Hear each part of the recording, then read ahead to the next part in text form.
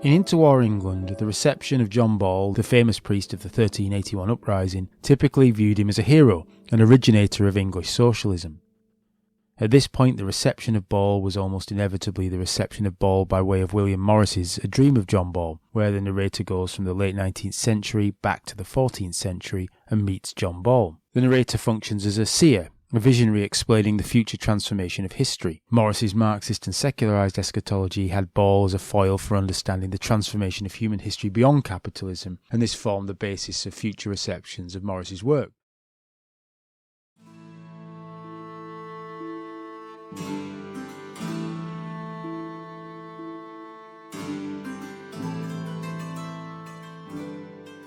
The interwar reception of this historical schema gets developed or even altered in different and competing ways when concerning the future transformation of England. But what these presentations typically have in common is the idea of Ball, not Morris's narrator, as a secularised seer or prophet, but with some notable nuances. It's probably fair to say that the interwar presentation of Ball was dominated by semi-official or even official Communist Party and Labour Party presentations, particularly in the 1930s and in the face of the threat of fascism. But that's for another occasion. Here I want to focus on two presentations from the 1920s, though both clearly influenced by socialist understandings. In these instances, Ball is portrayed as a religious virtuoso, perhaps even connected with the supernatural world. This seems highly unusual in what was then an increasingly secularised reception history of Ball, but I'd argue they are examples of modifying the conventional secularised reception of Ball for specific audiences.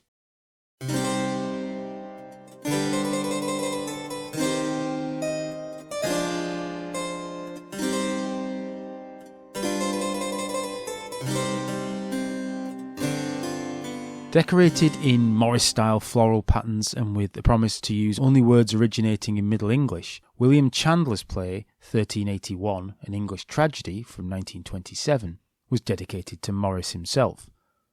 Much of the play owes something to the reception of Morris, but there was something different about 1381, the backdrop of the horrors of war and sacrifices made by soldiers told through the tellingly named Tommy, echoing the nickname for English soldiers in World War I. Ball becomes the seer who people think has come from heaven and exits the stage as one seeing a vision. This visual portrayal is important, as we'll see, but for now we should note that this visionary Ball is a familiar updating of a secularised and politicised understanding of Ball. 1381 presents Ball as having the unenviable and mysterious knowledge of knowing that the revolt may very well be a catastrophic failure, but that the hope still continues throughout the centuries for a future of liberty and socialism. 1381 acts as an encouragement that things will change, no matter how desperate the present seems. Ball and a fellow leader die, like soldiers, and in the same way Tommy's friends did at war, hands clasped, eye to eye as martyrs. But they do so in the knowledge that whatever else happens, the future ultimately bringeth full abiding peace.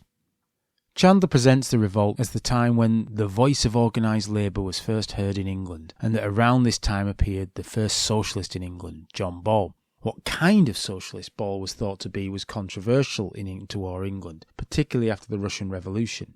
But that Ball was a martyr, and the first English socialist, was not. Part of the reason for this was that Ball's hopes for the future were a point of contrast with the fate of the working classes and ex-soldiers in England after the Great War.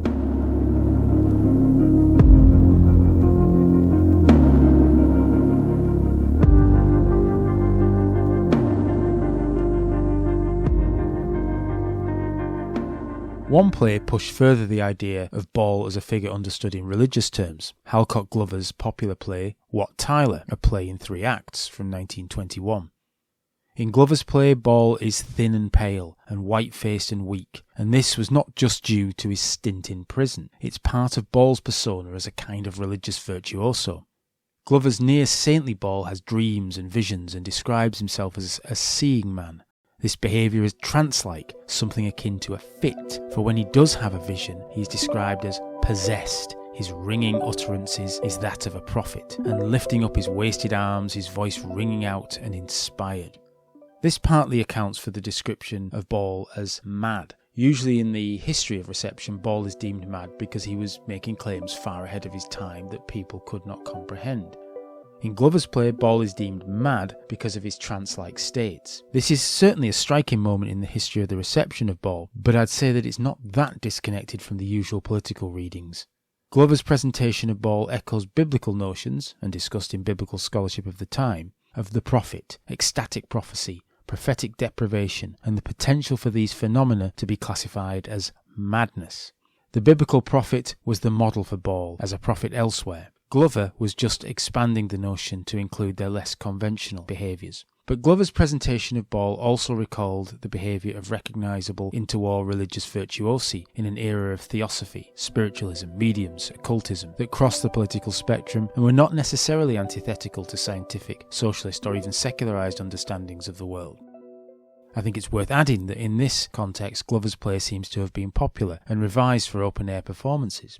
These were not simply playing to secular socialist audiences, but to a wider public audience, which meant broader and visual understandings of profit were perhaps even required to make the point.